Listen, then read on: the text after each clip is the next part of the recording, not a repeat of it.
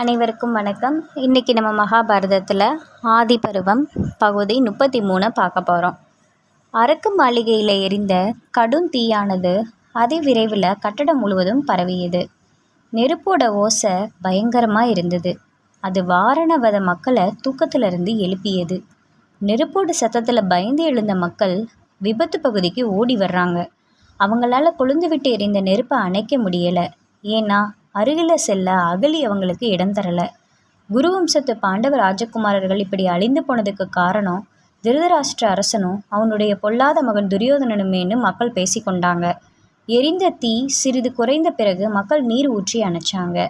அங்கே வெறும் சாம்பல் மட்டும்தான் எஞ்சி இருந்துச்சு. அங்கே பாண்டவர்களை சென்று தேடுறாங்க. 7 பேரோட எலும்புக்கூடு மட்டும் அங்கே இருந்துச்சு.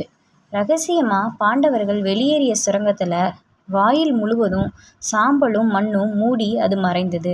ஆகவே பாண்டவ சகோதரர்கள் அனைவரும் அவங்களோட தாயும் எரிந்து போயிட்டாங்கன்னு மக்கள் முடிவுக்கு வந்தாங்க.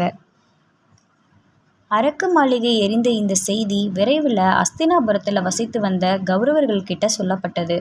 திருதராஷ்டிரன் துரியோதனன் இருவர் உள்ளத்திலையும் பரம திருப்தி அடைஞ்சாங்க. பங்காளிகள் அனைவரும் மறைந்து பட்டு போனாங்க. இனி ஆட்சி போட்டி போடுறதுக்கு யாரும் இல்லைன்ற எண்ணம் அவங்களுக்கு ஏற்பட்டது. ஆனால் வெளியே துயரத்துக்கு ஆளானவங்க போல பாசாங்கு செஞ்சு நடித்தாங்க. பொதுமக்கள் தாங்கள் நல்லவர்களாக தென்பட வேணும் அப்படின்னு அவங்களுடைய எண்ணமாக இருந்துச்சு. விதுரருக்கு அனைத்தும் தெரிந்தாலும் பீஷ்மர் இந்த உலக வாழ்க்கையில் பற்று இல்லாதவராக இருந்ததால் இருவரும் இச்செய்தியை பெரிதாக எடுத்துக்கொள்ளலை.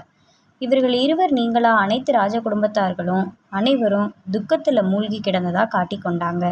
அதுக்கேற்றபடி ஆடம்பரமாக ஈமக்கிரியைகள் பாண்டவ சகோதரர்களுக்கும் அவருடைய அன்னை குந்தி தேவிக்கும் நிறைவேற்றப்பட்டது. மடிந்து போன ஒவ்வொருவருடைய சிறப்பையும் தனித்தனியே சிலாகித்து பேசிட்டு வந்தாங்க. குரு வம்சத்துக்கு நிகழ்ந்த நஷ்டம் அளப்பரியதுன்னு துரியோதனன் பாசாங்கு பண்ணினான். வாரணம் பாதத்தில் அரக்க மாளிகையிலிருந்து தப்பிச்சு கொண்ட பாண்டவர்கள் நெடுந்தூரத்துக்கு அப்பால் உள்ள கங்கை நதியின் தென்கரையில் இருந்த ஒரு காட்டோட கரையை அடைகிறாங்க. கார் இருள் அப்போ அகலலை. காட்டோட உட்புறத்தில் நெடுந்தூரத்துக்கு அவங்க நடந்தாங்க. விடியற் காலையில் அவங்க யார் கண்ணுக்கும் தென்படாமல் காட்டோட நடுப்பகுதிக்கு வந்துட்டாங்க. குந்தி தேவி மிகவும் களைத்து போய் இருந்தாங்க. தன்னால் ஓர் அடி கூட எடுத்து வைக்க முடியாது என்றும் நாக்கு தாகத்தால் உலர்ந்து போயிட்டுன்றும் தனக்கு தண்ணி வேணும்னும் கேட்குறாங்க. தாயையும் தன் உடன் பிறந்தவங்களையும் அருகில் இருந்த ஒரு ஆலமரத்தடியில் ஓய்வெடுக்கும்படி அமர செய்துட்டு அருகில் எங்கேயாவது தண்ணி கிடைக்குமான்னு தேடி பீமன் புறப்பட்டு போனான். இந்த தகவல் உங்களுக்கு பிடிச்சிருந்துச்சுன்னா மறக்காமல் இந்த கதையை லைக் பண்ணுங்கள், ஷேர் பண்ணுங்கள், சப்ஸ்கிரைப் பண்ணுங்கள். நன்றி.